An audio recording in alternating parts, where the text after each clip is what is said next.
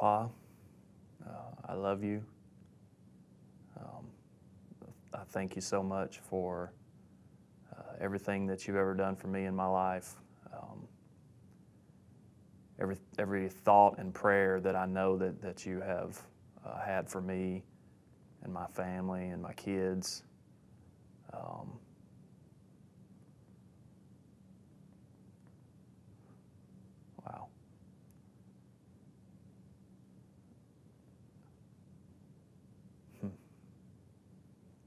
Every investment that you have made in me spiritually. I thank you for your influence, the example that you have given in the way that I see you love Granny and the way that I see you love your children and your grandchildren and my children, your great-grandchildren. You can speak, wisdom into people's lives, but the most valuable just comes from the way you live, the way that people can just watch you love people. Just your willingness to do anything for anyone, your trust in people.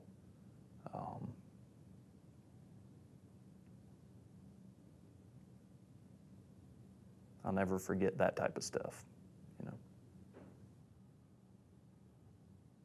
Dad, thanks for, first of all, my Christian upbringing and instilling in me those morals and values that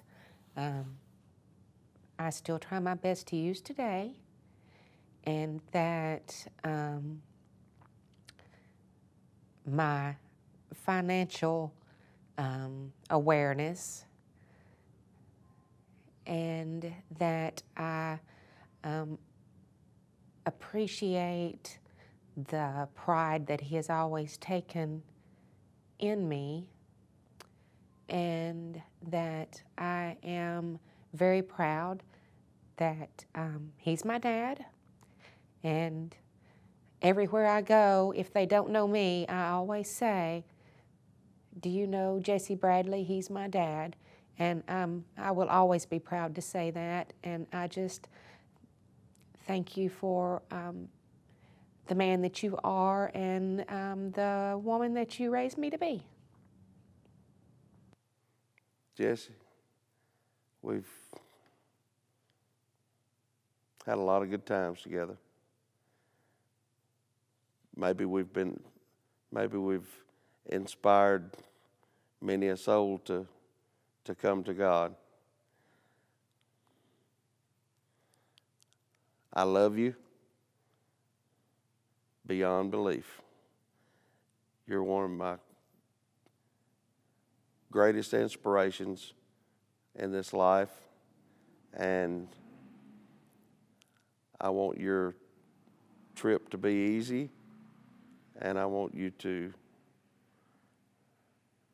tell my friends over there, which I know where you're going, and I want you to tell my friends over there, whenever you get to see them, that I'll be close behind you. And I will get to see you again. And I love you, brother. I would, first off, just want to say I love you very much, and just want to say, thanks for being an inspiration, first of all, for the love of music and love of singing. And just most of all, I just really wanted to say that I really do love you and appreciate everything that you've done for me and my family. I can't remember a time that I ever saw him that he didn't have a smile for me. I mean, it just, that's, I can't picture seeing Pa and him not saying hi with a smile. And I would definitely want my grandkids to have that kind of memory of me.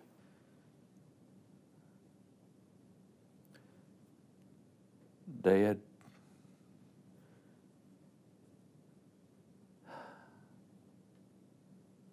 thank you for being exactly the person that I needed you to be in my life.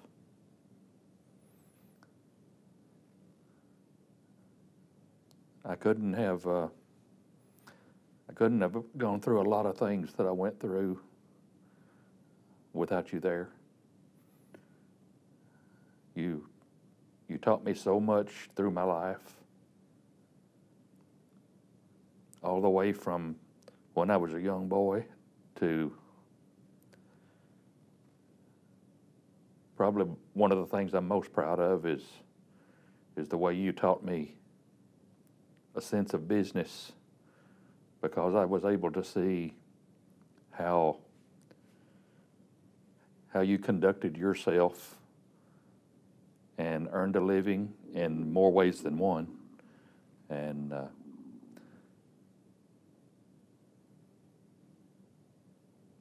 I'll never forget those.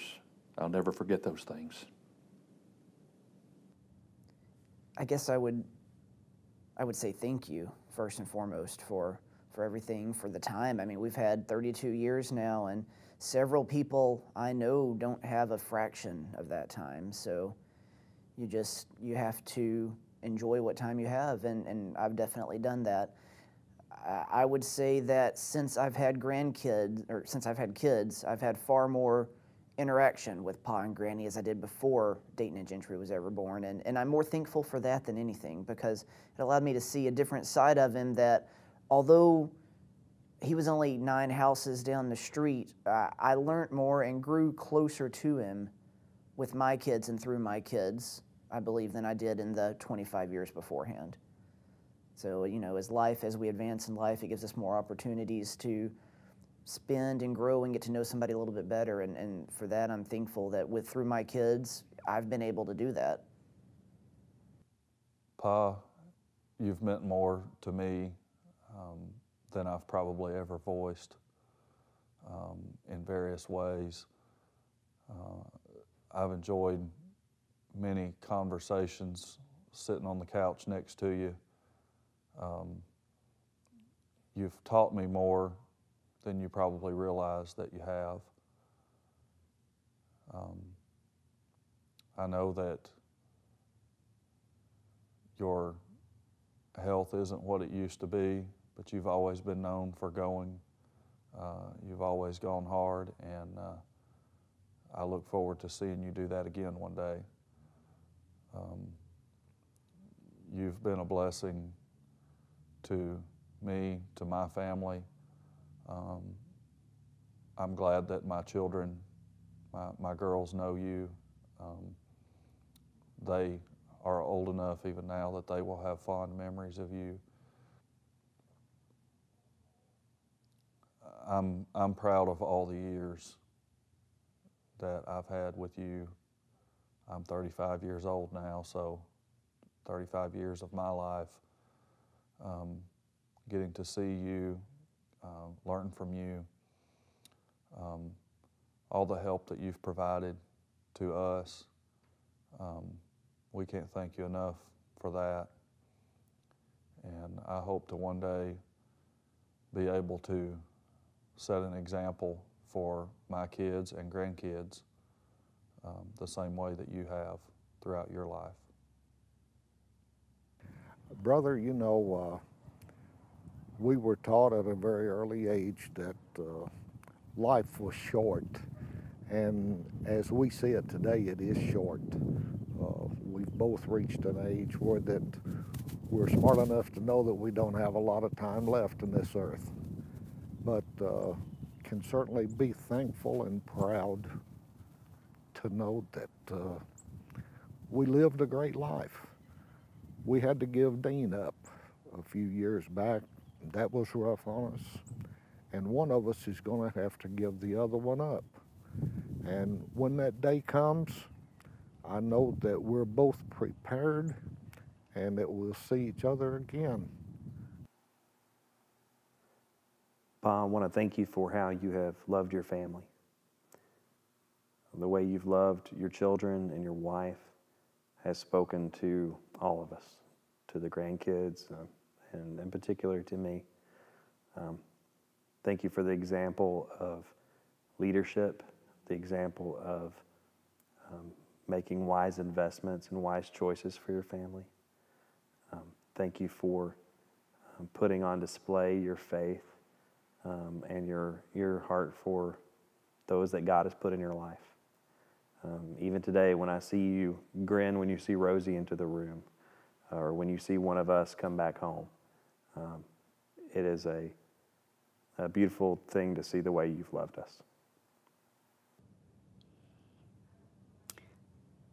Daddy, I love you more than I have ever been able to express, I think. I thank you for being a father that I could always admire. And I was reading through some things the other night, looking through some pictures, and ran up on something that Twyla wrote. And it just kind of hit home, knowing that we're in our last years. And she was reciting parts of a poem when her sister Diane died. And she described it as seeing a beautiful boat out across the ocean, and the scene just being so pretty, and watching that boat until it faded out of sight. And then she said, she's gone. But at the same time, she could imagine where that boat was headed and the people there waiting for that beautiful sight and saying, here she comes. And I know that there's gonna be such heartbreak when Jesus calls you on. It'll be heartbreak for us, because I personally can't imagine a day without my daddy. He's done so much for me. And yet I know that there are others on the other side that are ready to welcome him, glad to see him, and he'll be glad to see them. And one day he'll be on the other side and I'll be sailing that way. And so I know, I've always known since a small child, because of how you raised us in church and everything, and the life you've lived in front of us, that there's greater days ahead. Pa, you've had a long time here on this planet, and you've been a great impact to a lot of people around you, but especially us as your family. And I think I can say, beyond a shadow of a doubt, on behalf of anybody that knows you, but especially from your family, we love you, and we know where you're headed, and we're right behind you. Granny, he paid her tremendous compliments, and he thought a lot of it. And I couldn't ask for a better brother than he was.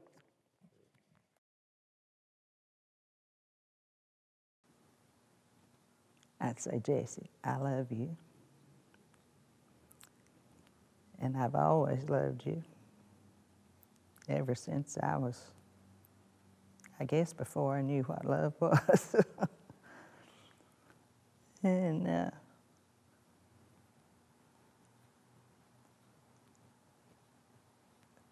we've had a good life together. Wouldn't take nothing for it.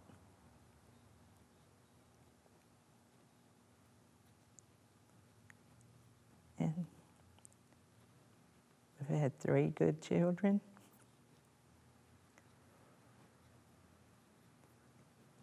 And they all are so loving.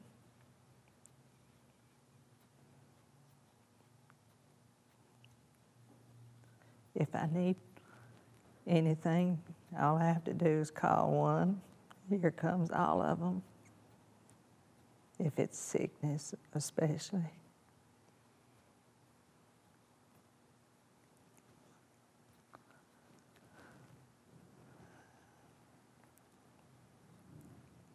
And it won't be long till I'll join you.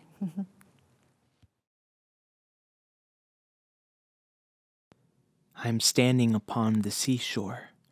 A ship at my side spreads her white sails to the morning breeze and starts for the blue ocean. She is an object of beauty and strength, and I stand and watch her until she hangs like a speck of white cloud just where the sea and sky come down to meet and mingle with each other. Then someone at my side says, "There, she's gone." Gone where? Gone from my sight, that is all. She is just as large in mast and bowl and spar as she was when she left my side, and just as able to bear her load of living freight to the place of her destination. Her diminished size is in me, and not in her. And just at that moment when someone at my side says, "There, she's gone," there are other eyes that are watching for her coming, and other voices ready to take up the glad shout, "There she comes."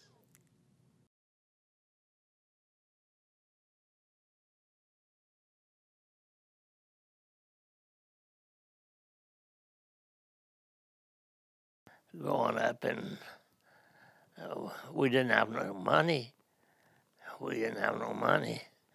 And were raised very poor, but we always had something to eat.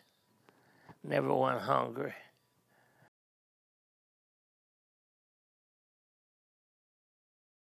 I wouldn't say either one of them. Well, they were about the same. When either one of them said something, I know to do it.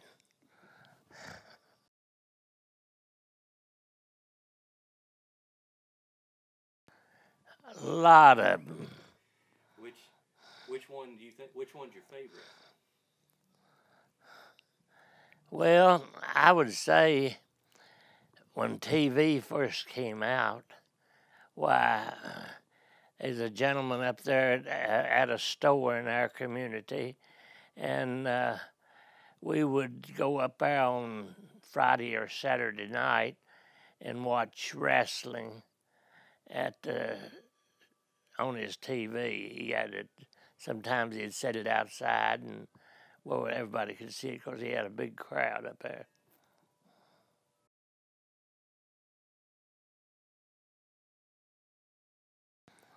Oh my! I don't know. That's a. I remember when I was 20. Why, I just got married and had a lovely wife, and so we just had a great times in the last 60 years. We've been married 60 years.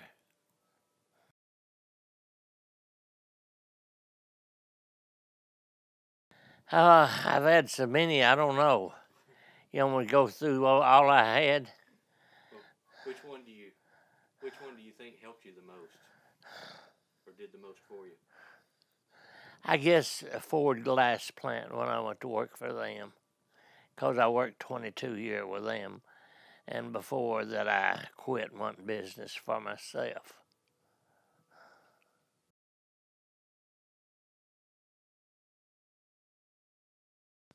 Timepiece.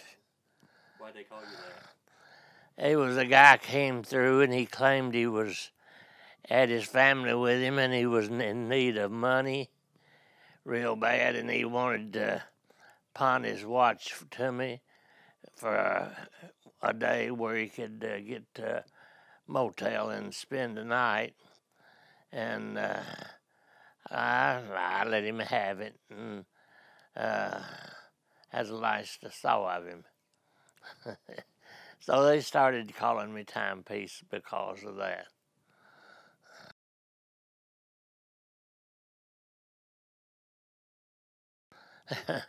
Well, probably so. What's the one thing about Dad you think is a whole lot like you? Well, I started out singing real young, and me and my brothers had a quartet, and we got to singing, and we couldn't even read. Part of them couldn't even read, and we went to Lafayette every week with Mr. Joe West, and he could sing all four parts, and he would sing our part with us until we learned it, and after we all learned our part, he would put us in as a quartet and let us sing, and that's the way we started. And at 15 years old, I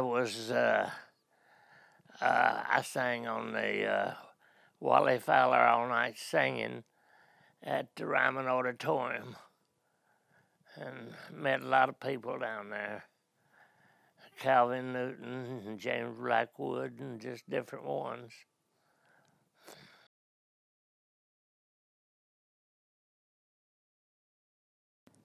I started the Bradley family singing when he was, I guess he was about 15 too. And we had Bobby Wilson singing with us. And we just went from there. Me and him and Teresa was practicing a little bit on the piano one day. I said, if we had another part, we'd have us a quartet. And Beth says, Daddy, I can sing that part. She was 5 years old. And so she started singing. She sang with us then.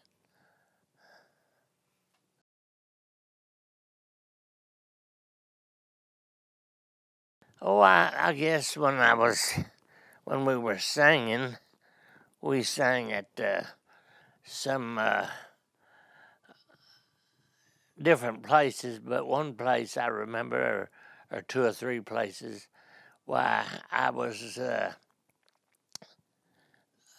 we was in a contest, and we won the contest, and after we won that, why we went to Springfield, Missouri, and there's quartets there from all over the country, and there was 57, I believe, there, and we came in, I believe, third out of the whole bunch. So that was one of the enjoyable times.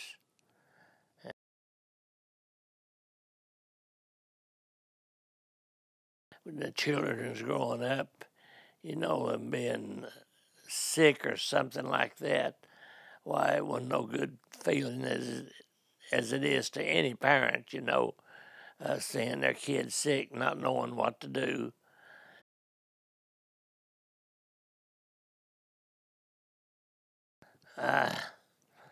Well, nothing particular.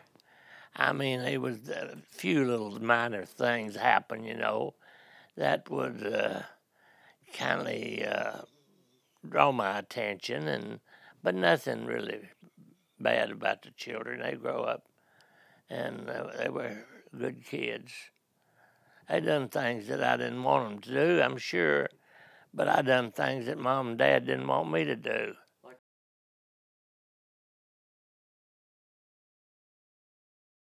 Oh, I ain't gonna tell that.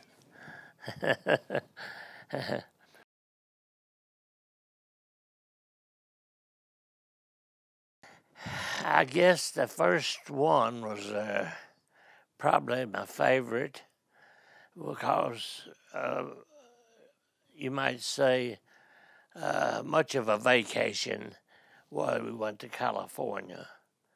And Beth was real small, less, I believe, 2 years old. And so she saw the ocean. Why, she called it the big waters.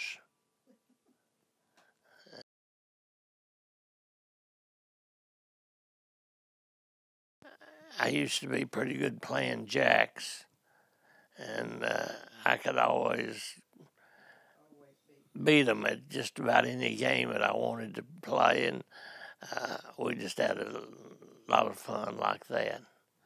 Shooting basketball, why, I could beat them in that, and so we just had a great time.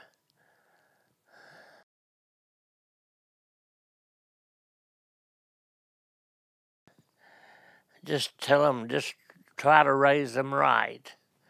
And that's the way I was raised. And just try to raise them right, and I think that's the best thing you could do.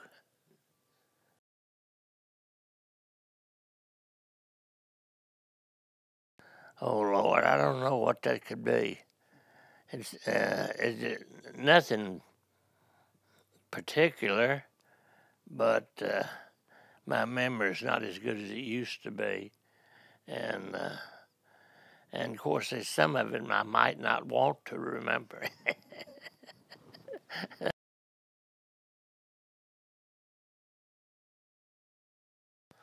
Having all my grandkids with me sometime at Christmas, Thanksgiving, why, we have all the grandkids here, and so, and then some, yeah. We usually have between 30 and 35 for Thanksgiving and Christmas.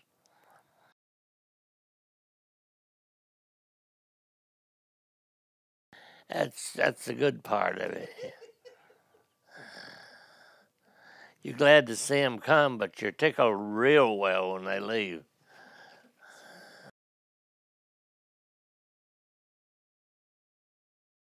Yeah, we just was talking about getting married, and I guess we just, I don't really remember how I proposed to her, whether I even did or not. I just said, let's get married. And I said, what? Will you be mine? You didn't say what. I said, I don't have to think about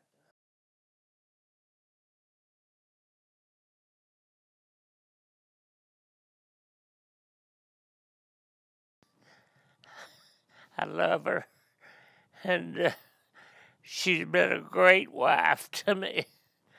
And we've had 60 happy years together. We had nothing when we were married. I had $30. That's what I had when we got married, and we went back and stayed all night with our folks. And we just had a great life together.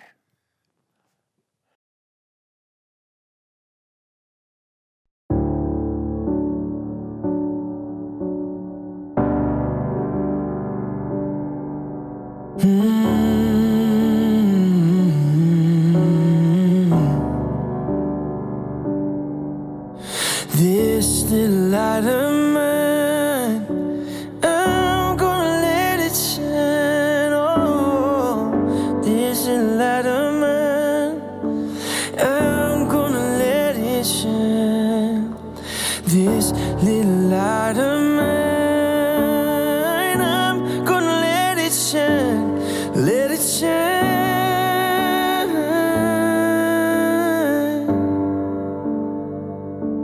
let it shine.